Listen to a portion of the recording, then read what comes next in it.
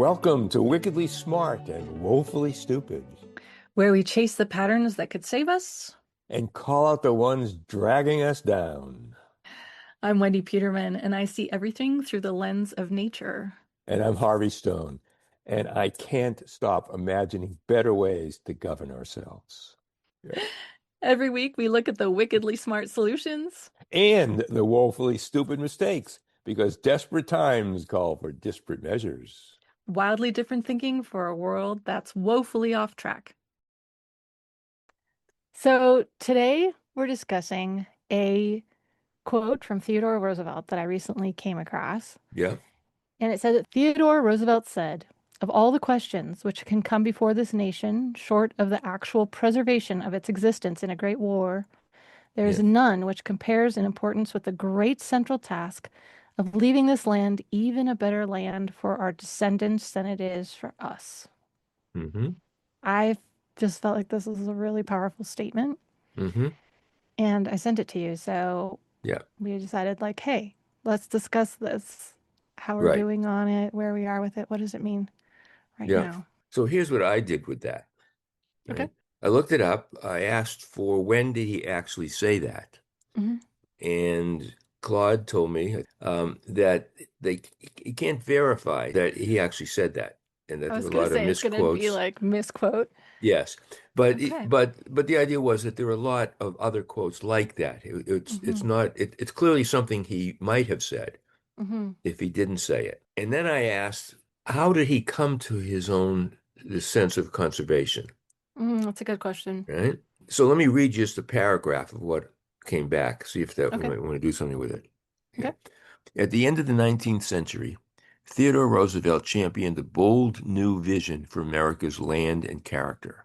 Hmm. He believed the nation's strength depended on protecting its forests, rivers, wildlife, and open spaces from reckless exploitation.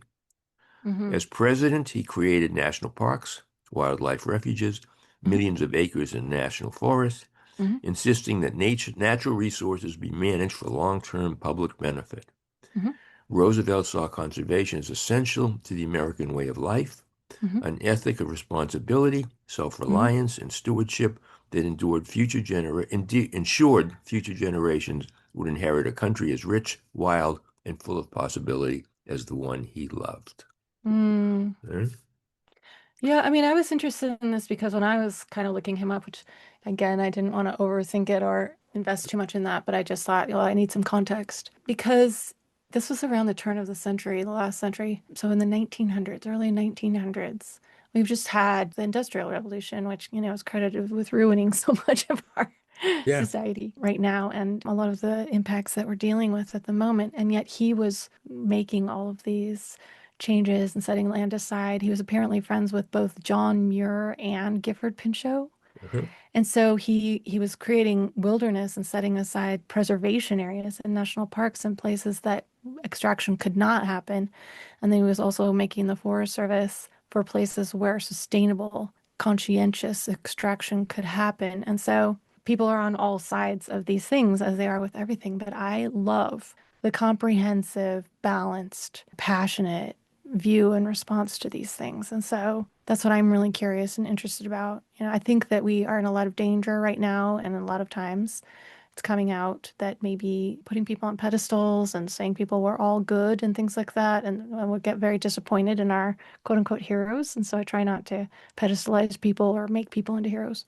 And he certainly did some not good things for Native Americans at the time. So I don't want to do that to Yeah. him. But I do Yeah. want to appreciate my own career and experience and things like that are a Uh, direct result of those decisions. yeah. And I would think that in terms of your career, his vision was far more sustained through the Forest Service and national parks, et cetera, that we have kept and have expanded, in fact, over the years, Hmm. versus more in my career, big portions of which had to do with dealing with industry and industrial methods and all of that, in Hmm. which we've gone further and further away from what he talked about. Yeah, those Uh, things are literally in direct conflict now and have essentially taken over that whole yeah. world that he created and that whole ethos and ethic that he stood for and that Gifford Pinchot did and John Muir, and they're literally dismantling it now. So what does our future look like? That's what we like to talk about is what can we do and Yep. what is the right thing to do for our future generations? Yeah. Well, one of the things that seems to me that you and I have talked about this before, but it's one of my little touch points, which is the conventional wisdom. That Hmm. the conventional wisdom is always right until it's wrong, until it becomes outdated. Well, whose conventional wisdom? In this case, it would be the countries or most people's, of course, many countries in terms of the importance of growth and Mm. more extractive industries and Hmm. markets, all of that. Basically, the modern capitalist view since World War II. Is that wisdom? Well, it is. I mean, if you ask most people, they'll say yes. It is. Hmm. That is the conventional wisdom that's what a country's about. I mean, I listen to Is about wealth and developing wealth and keeping wealth and that growth. sort of thing. Growth. Yeah. You know who Yeah, Jeffrey Sachs perpetual is? growth. I don't. He's a he headed up that institute at Columbia. They had like 300 climate scientists working for it. I forget what the Hmm. institute's called. Hmm. He's very bright. And I listened to him. He was in a conversation with a Turkish minister of finance in a public setting. Hmm. And in the middle of it, he went on a long thing about climate change and how climate change. The first part was all about how the tariffs aren't working and why and what they really Hmm. are. Sure. And then it was like the only time I have heard in a while some public figure, and he's not an elected official, but a public figure actually go into climate as being so much at the center of what's going on politically and economically and how it's affecting all of those things. All of that is to say, through my lens, in today's conventional wisdom, it is even less public, the discussion about climate or about the impact on the environment or about the need to get back to nature's laws than it was 10, 20 years ago. Hmm. And so then for me, the question becomes, okay, if that is true, and it seems to be in terms of how little the media plays it up, how little you hear it in the main public discourses, how do you then break out of the conventional wisdom or get people to see that there's something more? And what Hmm. I keep thinking is that See what we I was need a gonna say. different narrative. We need a different narrative. And Hmm. you and I have been talking about Yeah, because this. so this term conventional wisdom isn't something that I have in my lexicon really. Yeah, So I just looked up the definition is, and it says conventional wisdom refers to the body of ideas, beliefs, or opinions that are widely accepted as true by the public or experts, often without critical examination. yeah. I think that's the key, often without Or critical critical examination. examination. Right. Yeah, yeah. So it's like common sense, but like I wouldn't say that anybody I talk to or I know would agree that it's a good idea to be wholly extractive or to be making progress for the sake of progress and to be disregarding the impacts and especially the environmental impacts. And, I have to say, when I was first studying environmental science, there was a position that was taken, which is that if you look back in history, wars are actually always fought over natural resources. Mhm. And people think they're political and ideological and things like this, but they're really about natural resources. And the Hmm. ones from my lifetime have generally been about oil, and we are still seeing that. But there was a prediction that with the scarcity and the models and things and the way things were going for climate change, water would become that resource that actually was getting strained stuff to the point where there might start being actual wars about it. And we're definitely seeing Hmm. that kind of thing. And we're seeing climate refugees and we're seeing, a lot of people moving around and things like that due to a lack of water where they are. And I guess my point is, yeah, that when people think that they're fighting wars or the progress and everything that they're doing is about technology or it's about ideology, it's about those things. I think that they're using those things and they're focusing on those things and they're polarizing each other and making it about those things so that people yeah. make emotional reactions, but really they're about the earth and who controls the natural resources. Hmm. Yeah. So I would say that point of view is a minority point of view Sure. in the country and around the world for the most Yeah. part, right? Right. It's the unconventional wisdom that we're trying to get to become conventional. So that's the thing that I keep, and I've been working with this for years, like, and I keep thinking, oh, I got it now, and it evaporates into, oh, now this is that question of how do you make what we really believe is most important as part of the conventional wisdom, so then therefore the public debates and arguments and legislation and policies all revolve around what you and I believe in so strongly. Well, and that's a big question. And that's the question if I would like eventually, and all the people that are working on AI and stuff like that, it's still in such a formative place that they just have not gotten this place, which is to instead of just saying like, here's an environmental problem or here's a social problem, Hmm. and trying to solve it only from those perspectives, taking all of the body of knowledge that we have in the science and the environmental sciences and every kind of science and all the body of knowledge we have in social science and political science and economics and combining them all together so we have like a real full picture of it and Yes. also an idea of what the leverage points are and what things would need to change or shift or where we could put some more attention in order for those things to happen. I think that models and advisory councils are happening in this way to make the opposite happen, to make this dystopian situation that we have and to optimize things for Hmm. power and greed and things like that. But if someone came in with the idea of like, let's optimize it for the function of our entire ecosystem, including all of the things that are on the earth and all of the people and species and all the things that need to Hmm. survive, how then would we organize ourselves and how then would we, and that's the thing when you're talking about nature's algorithms, that's the thing that I would be looking for. Well, I mean, as you say that, that's how I think of it as the alternative narrative. Yeah. How do you define that narrative, design that narrative, and then get it into the mainstream? Yeah, well, and the thing is, I'm thinking of paradigm shift. When I studied changes in science and things like that, and things that led up to the Dark Ages, which I don't want us to fall into again, that shifts even to acknowledge the obvious pattern that the planets go around the sun Hmm.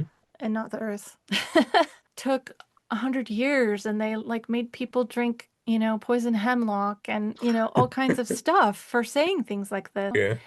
And so just the fact that that one little thing is so hard to shift and that it takes humans 100 years to adjust to these kinds of things. It's like this is much more urgent. Like we need to be making this shift soon in order to go in a better Yeah. direction and do this thing that this supposed quote is talking about and making things better for the future generations. So that's the thing is like, and you and I have talked about where do you focus and where do you put momentum behind things that we feel are actually, Hmm. taking us in those directions. Yeah. I keep looking for older models of where this kind of Hmm. thing has happened. And the one Mm. that stands out the most to me these days is the American Revolution. Mm. That whole Hmm. period, 10, 20, 30 years in all the various petitions to King George and from the colonies, do this, less taxation, whatever, all of the stuff, right? Get the troops out Hmm. of our homes, right? It was all Hmm. about reform, right? And Hmm. even as little as 1 year before the Declaration of Independence, Thomas Jefferson was still talking about reform. Hmm. And part of what Hmm. happened, I believe, is how, as I read the history, is there have been so many years and decades of upset with the British and with the King and British Parliament that all this political kindling was out there, this throughout the colonies for most people, not all of them by any means, but most people, was real upset. And then when Thomas Paine wrote Common Sense, it like catalyzed it. And they went within a very short time, with very few media out there, of course, to went from reform to independence. So Yeah, how that's why you're always like, what is the Thomas Paine thing that I could say exactly? I right can't. now? I've had this for 50, 90, I 200 know. years, and I can't let go of it. Because I Yeah. think that that's the key to if because I believe the political kindling is out there because so many people have been so upset for so long and so hurt by all the floods and storms and all the things that have happened that people are ripe for it if we could come up with the right message to make that Well, transformation. and I would say, with the algorithms of nature and stuff like that, and this, concept of emergent strategies and emergence, that when the conditions are such that these things arise, it's not, that one person needs to say like, hey, everybody move or change or something like that. It's that the system itself is producing the conditions that are going to create the emergence of all people saying like this is not right, this is not how we want to live, this is not working for me. I bought in California last week a bag of grapes that was $15. And then I bought a bag of apples and it was also $15. And Yeah. so it's things like that where it's just like, I can't survive that. Yeah. This is, I mean, literally unsustainable for me if I cannot buy Yeah. food. And I mean, we're not talking about things that are unhealthy for me or processed foods or things I shouldn't be buying. We're talking about the basic building blocks of life. It's not really okay. It's not really okay for people to have been treating people this way, for us to have this much inequality, for people not to be able to eat. I mean, we're just remarking in my household, like how quickly you can go from middle class to homeless. Record time. Yeah. It's like a overnight thing, kind of. It's like a Yeah. matter of weeks Yeah. that that could happen. Yeah. I mean, the speed of change is greater than perhaps ever, except for a few moments like the asteroid and the atom bomb. But for the most part, a lot slower than it is today, and including how fast one can go homeless or how an economy can collapse. I went grocery shopping yesterday, and I was getting some milk. I was at the milk, 80 different types of milk were there. And there were these two young guys. They looked like they're in their late 20s, mid 20s, late 20s. And they went to buy a gallon of milk or something. And they were shocked because one of them said, this used to cost $6 and it was now $9. Whoa, way too Right? much. Experience you're having, millions and millions and millions of people are having. It's Yeah, this yeah. prioritization of the land and the care of it in that quote, or maybe even just in the summary of Theodore Roosevelt's policies and behaviors that is interesting to me. How to make that part of the mainstream. Uh, How do we get other people to care about the land? yeah, I mean, and lots of people do. It's not as if nobody I does. don't know, but I think it's like an abstract thing. You've mentioned numerous times growing up in the Boston area that you didn't have this connection or this exposure Hmm. or this place-based experience like I did. And I think that mine is really rare, and I'm grateful for that. I'm grateful that there Yeah. weren't a whole bunch of other people out there having that experience or crowding it or making it impossible, like they are in a lot of places these days. And so it's a big thing to be like, okay, most people live in cities. Most people, are contained in a small space like I am right now. They see concrete everywhere and they're rushing to do the things that they have to do to perform in their lives. And they're exhausted and they're burnt out from that. And just that fact is where we're starting, let alone being like, hey, there's this whole big world out there that we used to care about and that we used to be connected to, and you could relate to it. I mean, it just seems like so abstract. I mean, it is, and yet it's so personal. Yeah. I mean, that's the hopeful part of this. It isn't just abstract. It is abstract, what we're talking about, but it's also very personal that people feel so much under stress, under pressure. And I never understood a lot of the reasons for it. It's gradually come in the last couple of decades, of course, but for a long time I didn't know it. And I didn't feel those pressures back then because I didn't have those pressures in the same degree. Hmm. How do people see that there's another way? Hmm. There's legitimately is another way where it has worked. The weird part about this is it worked for the first, 99.9% of human history, which What all there did? was living within nature's laws. Right, because they were bigger. And nobody had figured out how to, get away from them. Hmm. Somebody put together a stone axe that, I guess doesn't exist in nature, but, and that took a few thousand years, 10, Well, it does 20,000. though. I mean, they have the stone and they have the handle and they wind them together, and that ex those are at least both things that existed in nature. But the tool itself didn't exist in nature. That's what I No, meant. the tool didn't. Yeah. No. Really, what we're trying to do is get back to how it used to be for the vast majority of human history, where people lived within the conditions of life, even though those conditions of life were pretty precarious for people. I Yeah. agree, and I think that that was an important ingredient. And now we can do so many things to modify our environment, but then also we're causing the conditions of nature to get really big. You create an imbalance, and it's just gonna have to bring itself into balance. And so the backlash is extreme weather events and huge hurricanes and tornadoes and wildfires and all the things that we're seeing that are Uh-huh. basically nature saying, like, you still got to live here. You still got to be part of this system. So let me ask you this. Let's assume that you are now the president of the United States. Mhm. What are the first three executive orders you issue? That's so hard. I mean, I can't say exactly what they would be, but I can tell you the themes. Okay, good. The first theme would be about equity and balancing things out for Would it be people. between people, between peoples? Yeah, not equality, but equity, Yeah. because everybody is where they are in life, and we can't make true equality, and we're not all the same. Equity in terms of people having inherent worth and value Hmm. and being relevant portions of our community and our system, and re-engaging and giving agency to the people of our society. I think that's some of what Danielle talked about in her Yeah. work. So that how do we re-engage? How do we make it equitable? And how do we give all people who are here now agency? And another then would be about protecting and relating to our natural resources. And so it'd be a lot about creating programs that get people educated and interacting with their food systems and having some place-based education and values that really help people to reconnect with themselves, reconnect their connection to nature, and re-educate people and develop that ethos and those values in our whole culture about our relationship to the land. The third would be about our system not being controlled by corporations.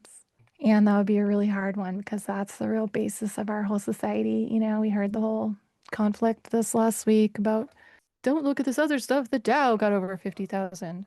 What kind of value is that? Don't look at people or what happened to them, or children, or how we're treating them, or Hmm. that sort of thing. Don't look at our most precious human resource, our next generation or and our children and their safety and well-being. Don't look at that. Look at the Dow and how it's doing. And that is a very big statement, I think, of how we are. And so refocusing our values on children and their safety and their well-being and their education, and that should be a core value of our society. And I would have no trouble with all those. I would love it. I'd vote for you the second time if if you were running again based on that. Well, they've been my values for a long, long, long time, and I have just almost given up the idea that in the usual legislative process, whether legislation means actually Congress or in the public debate, we have enough time to do that. What mine would be, when I think about Mm. it, as individuals, we have the opportunity to really understand who we are as human beings. Therapy, we use AI, whether we go some ways to go internal to do that, to understand just what it means to be alive. If there's a way to help people to understand that what we're going through, and the phrase I keep coming up with recently is deep shift. We're in deep shift. We're in deep shift. We're in really deep shift. Love it. Be Shift what happens, people. exactly what happens when the shift hits the fan. But the idea is, look, who could say we're not in deep shift? It doesn't matter where you stand politically. Yeah. Here, whether you're rich, whether you're poor, you're tall, you're Yeah. short. Yeah. I think Uh, it's pretty universally agreed at this point. right. So then it opens the conversation of, okay, we all agree to this. Well, this is a common experience we're having that Mhm. we're going through hell. This is all moving so fast and so uncertain. There's so much VUCA, if you remember that term. The American military came out with it in the late 80s when after the Soviet Union was falling apart, and an acronym for volatility, uncertainty, complexity, and ambiguity. That's the world that we were heading into geopolitically. That's the Well, they were world right. we've been in. And then everybody feels that, whether they've benefited from it or not, and most people have not. Sure. We can't keep going on this Some way. have. So now we at least have Some have really benefited. a common phrase to say, okay, here's where we are. The stock market's doing this, but look at what the people are doing. Look what the electorate's doing, all the statistics about that. Now let's have a conversation of how we shift to where it has to shift, what it has to shift Yeah. to. Well, I think that we're probably coming to the end of our time. So I think the conclusion we might have come to is that one of us should be president and the other one should be the vice president. I'll be the president and I'll make executive orders about Yeah, how we're going to get back to some core values of yeah. equity, family, and nature. I'll tell you what, I'll And do that. you can really focus on how we're relating to our internal development. Okay, I'm very willing to do that with one condition. Okay, The what's that? condition is when it comes time to we run for our second term, Turn. we reverse roles. It's Yeah, my that's a turn to great be the idea. Oh my president. gosh, that is a great idea. Let's do that. That's for sure. Like, okay, tag team, hand off. Yeah. First, it's Peterman Stone, 28 or 32. Stone Peterman 36, which is the year I'm obsessed about. Now Yeah, we're I in can just 2050. like get the basics established, set the stage, and Yeah. then you can come in and like kick the final goal or whatever to send it home. All right. I think let's work on that, and Okay, all right, all right. I think we've really hit on something we can do together in the next 10 There years. you go. Yeah, super realistic goals there. Yeah, let's go. All Wendy and Harvey right. for the win. Well, there we have it. We've, started with Teddy Roosevelt as president, and we wound up with the two of us sharing 8 years of presidency. There you go. It's a That's the it's a answer. natural evolution. You never know where these conversations. I like when we wing it, where it goes. Thanks so much for joining us today. This has been an episode of Wickedly Smart and Woefully Stupid. Next time, Harvey and I will be interviewing Aaron Dale about renewable energy, tribal sovereignty of energy, and regenerative agriculture. Be sure to join us then. Bye-bye.